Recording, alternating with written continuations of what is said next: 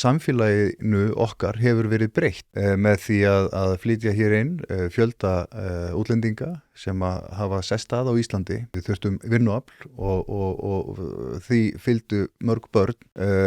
Skólarnir okkar hafa gerbreyst á áratug.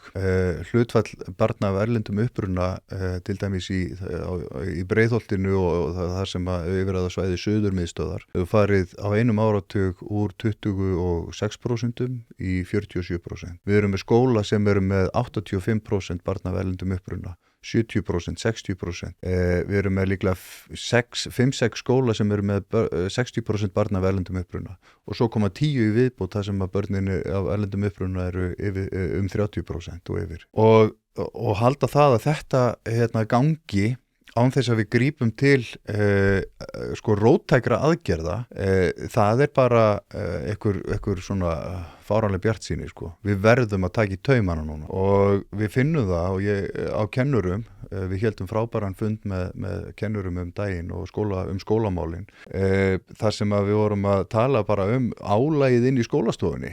Þegar þú ert með þriðjung bekkjarinn sem talar ekki íslensku að móðurmáli og talar kannski mjög litla íslensku, þá reynir það á allt skólastarf. Það tekur ofboðslega orku frá kennaranum að vera með svona flókin bekk og við höfum verið að setja inn meiri stuðning inn í bekkina og þetta bara ekki að ganga. Þakka þér kærlega fyrir að hlusta á þennan stutta bút. Þú getur nálgast þennan þátt og allt efni hlaðvarpsins Ein pæling á pardus.is/ein pæling.